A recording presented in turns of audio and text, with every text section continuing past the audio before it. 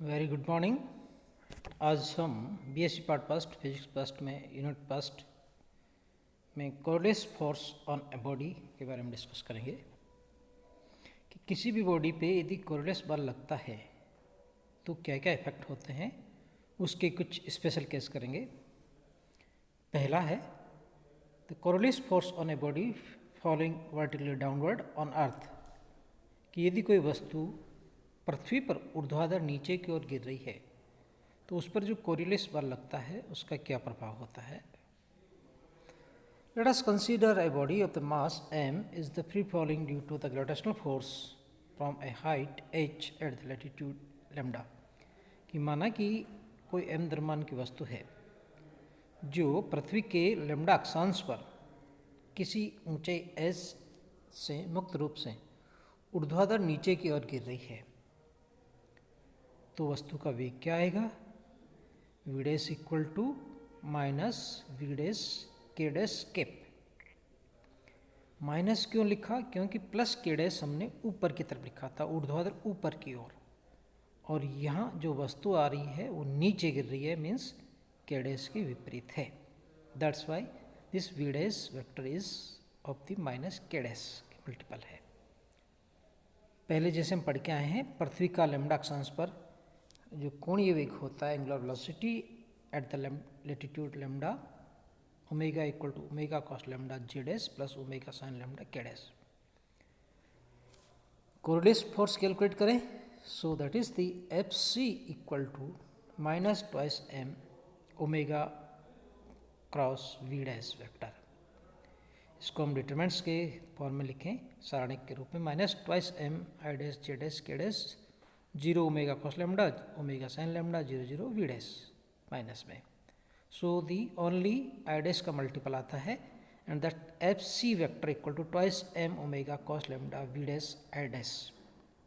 आई dash हमने माना था पूर्व की ओर, जे डैश माना था हमने उत्तर की ओर, और के डैश माना ऊपर की ओर। अतः बल की दिशा एक्स डैश में है जो पूर्व दिशा में मानी गई है। अतः पृथ्वी पर मुक्त रूप से गिरने वाली वस्तु पर उत्तरी गोलार्ध यानी नॉर्थ हेमिस्फीयर में जो बल लगता है, कोरिलेस बल, वो पूर्व की ओर होता है। इसके कारण जो वस्तु है वो पूर्व की ओर विस्थापित हो जाती है। इस पूर्व की ओर विस्थापित दूरी कैसे कैलकुलेट करें, कुछ न्यूमेरिकल मेथड्स है, देखते हैं। The distance shifted towards the east due to this Coriolis force is calculated from the equation third. एक फिगर बनाया हमने, I dash that is the east, Z dash जिसका यूनिट वेक्टर है के डैश, वो ऊपर की ओर है, that is vertical upward. H ऊंचाई से वस्तु गिर रही है, उस पर जो कोरिलेस फोर्स लगता है वो एक्स दिशा में लगता है, और दिस इज जो ओरिजिनल डिस्टेंस है, पृथ्वी पे जो डिस्टेंस दूरी तय करता है वो एक्स डैश है। कैसे कैलकुलेट करेंगे, तो शुरुआत करते हैं अपन एफ सी के मैग्नीट्यूड से। F C equal to M D two X dash by the D T square equal to twice M omega cos lambda V dash. T समय पश्चात कण का वेग हमने देख रखा है कि यदि वस्तु ऊपर से ड्रॉप करते हैं तो टी डैश पे कितना आएगा, V equal to you plus A T होता है, यू 0 था और ए हमारा जी है, तो V equal to you plus A T के हिसाब से V dash equal to G T आ जाता है टी समय पश्चात। तो जो एक्सलरेशन मिलेगा एम से डिवाइड करते हैं तो D two X dash by the D T square equal to twice omega G T cos lambda. यदि हमें एक्स डैश चाहिए तो हम क्या करेंगे, इसका इंटीग्रेट करेंगे। On integration of it we obtain D X dash by the D T equal to twice omega ji cos lambda T square by the 2 plus C1, where C1 is constant of integration, can be calculated by using the initial conditions, and dx dash by dt is the velocity at the time t. So to obtain the C1 we use the initial conditions at the time t0, प्रारंभिक समय में dx dash by dt equal to 0, क्योंकि x दिशा में कोई वेग नहीं था, so the C1 equal to 0। इसको सो जो इक्वेशन मिल जाती है वेग की, वो मिलती है हमें dx dash by the dt equal to omega ji cos lambda T square. इसको फिर से इंटीग्रेट करें तो मिलता है x dash equal to omega ji cos lambda T cube by 3 plus C2 at T equal to 0, X dash equal to 0, so c2 equal to 0। प्रारंभ में जो हॉरिजॉन्टल डिस्टेंस थी वो travel by this particle is 0 था, इसलिए जो x डेस आ जाता है 1/3 G omega cos lambda T cube की क्षितिज दिशा में पृथ्वी पर जो दूरी तय करेगा टी समय पश्चात वो आती है 1/3 G omega cos lambda T cube. This is the distance which is travel along the east direction when the body is free falling from this one। तो यदि ऊपर से कोई वस्तु गिरती है तो वह इस कोरियोलिस बल के कारण हमें पूर्व की दिशा में विस्थापित हो जाती है।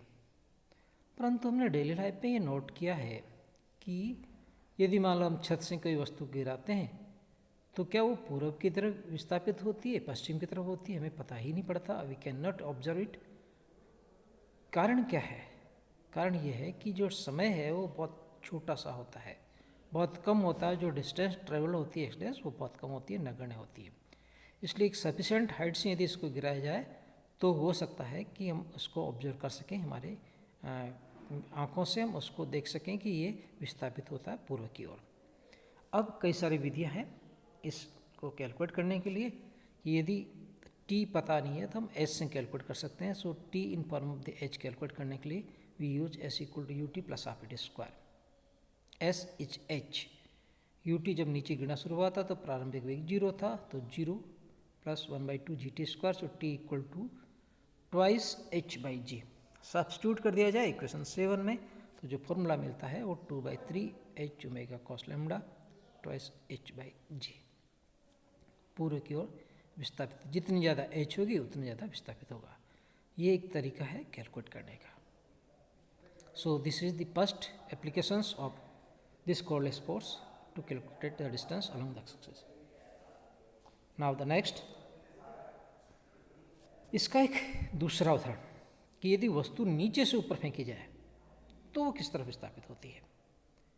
पहले केस में हमने ऊपर से वस्तु को ड्रॉप किया था, अब हम नीचे से कुछ पर्टिकुलर वेलोसिटी से इसको प्रारंभिक वेग से ऊपर फेंकते हैं।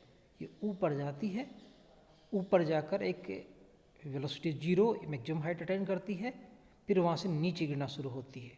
तो यह 2 स्टेप का है, पहले नीचे से ऊपर फिर ऊपर से नीचे। ऊपर से नीचे फ्री फॉलिंग जैसे हम पहले किया था, और नीचे से ऊपर के लिए अलग से केस आता है। सो हम वही केस काम लेते हैं कि माना लैम्डा अक्षांश पर द्रव्यमान वस्तु को ऊपर की ओर v0 वेग से ऊपर फेंका जाता है। तो t समय पश्चात वस्तु का वेग आता है v equal to you plus A T formulation लिखें हम, तो v dash equal to v0 minus ji T K dash. यहाँ पे प्लस के डैश लिखा हमने क्योंकि हमारा जो वेग है v0 ऊपर की तरफ है और g गुरुत्व थोड़ा नीचे की ओर होता है। दैट इज तो जो फर्स्ट टर्म है वो v0 पॉजिटिव है और माइनस जी टी जो है वो नेगेटिव आती है। Omega is again the same in z dash and k dash form. So the Coriolis force for this case the fc equal to minus twice m omega cross v dash वही determinants form में i g dash j dash k dash omega cos lambda omega sin lambda for j and dash and then last k dash equal to v0 minus gt। क्या फ़र्क आया पहले और उसमें? वहाँ v0 0 था, यहाँ पे v0 है। ये this is only the difference. So जब हम इसको कैलकुलेट करते हैं तो जो रिजल्ट मिलता है वो मिलता है fc equal to minus twice M omega cos lambda v0 minus ji T I dash. This is the minus I dash है, अर्थात वस्तु आई डैश के विपरीत माइनस आई डैश यानी पश्चिम की ओर इस कोरियोलिस बल के कारण विस्थापित होती है। पूर्व केस में जो हमने किया था कि ऊपर से नीचे ड्रॉप होती है, वो वस्तु पूर्व की ओर विस्थापित होती थी नॉर्थन हेमिस्फीयर में, उत्तरी गोलार्ध में। और यदि नीचे से फेंकते हैं तो ये आंसर जो आ रहा है हमारा वो रिप्रेजेंट करता है कि वस्तु पश्चिम की ओर विस्थापित होती है। कितनी होती है, कैसे कैलकुलेट करते हैं? तो वही पूर्व की तरह हम इस इक्वेशन को डिफरेंशिएट इंटीग्रेट करते जाएंगे, लास्ट में एक्स डैश आ जाता है। सो कैसे कैलकुलेट करते हैं? एक्सलेशन निकालें D two X dash by the D T square equal to minus twice omega cos lambda M से डिवाइड हो गया v0 माइनस जी टी। इंटीग्रेट कर दें to calculate the velocity D X dash by the D T equal to twice omega cos lambda v0 T minus ji T square by the 2 plus constant of integration c1 t equal to 0 पर D X dash bye D T 0 था। सोचिए प्रारंभिक वेग हमने v0 दे रहे हैं, परंतु किस तरफ दे रहे हैं? वो वर्टिकल अपवर्ड है, के डैश डायरेक्शन में है। आई डैश डायरेक्शन में या एक्स एक्सेस में कोई भी वेग नहीं है, इसलिए D X dash by D T equal to 0 लिखा है हमने। So using this one C1 will be the 0। Displacement चाहिए, फिर इंटीग्रेट कर दिया इसका जाए, तो D X dash equal to minus twice omega cos lambda we 0 T square by 2 minus ji T cube by the 6 plus C2। वही फिर C2 calculate करने के लिए प्रारंभिक स्थितियाँ t इक्वल टू 0 पे x dash equal to 0, C2 equal to 0। So जो result मिलता है x dash equal to minus twice omega cos lambda we 0 T square minus ji t cube by the 6, और रीअरेंज करें twice twice से cancel हो जाता है, T square common आ जाता है, तो minus omega cos lambda we 0 minus 1/3 G T T square पश्चिम की ओर विस्थापित हो जाता है, depend on the time. Now to calculate the time, यदि इसको हम हाइट के टर्म्स में लिखना चाहें तो कैलकुलेट कैसे करते हैं वो देखिए इस फिगर में, कि आई डैश पूर्व की दिशा मानी हमने, के डैश ऊपर की तरफ माना, एच हाइट मानी कि इतनी हाइट अटेंड करेगा और फिर नीचे गिर जाता है। पहले जब ऊपर जाता है तो कोलिस फोर्स पश्चिम की तरफ लगता है, जैसे हमने पहले कैलकुलेट किया ये, और फिर ऊपर से जब नीचे गिरता है तो कोलिस बल जो पहले केस में हमने किया है कि वो पूर्व की दिशा में लगता है। सो दोनों की एफसी की डायरेक्शंस अपोजिट हो जाती है। ऊपर की ओर फेंकी गई वस्तु की गति को विश्लेषित करने के लिए हम इसे दो चरणों में स्टेप में कैलकुलेट कर सकते हैं। पहला नीचे से ऊपर की ओर गति और फिर दूसरा ऊपर से नीचे की ओर गति, ground to maximum height and then the maximum height to the ground. माना कि इस दूरी h को तय करने में लगा समय t1 है प्रारंभिक में, so v equal to you plus A t. ऊपर जब जाता है तो अंतिम वेग 0 हो जाता है, हम सब जानते हैं मैक्सिमम हाइट पे वेलोसिटी 0 हो जाती है। So 0 equal to v 0 minus ji t 1, तो t1 इक्वल टू मिल गया हमें v 0 बाई जी।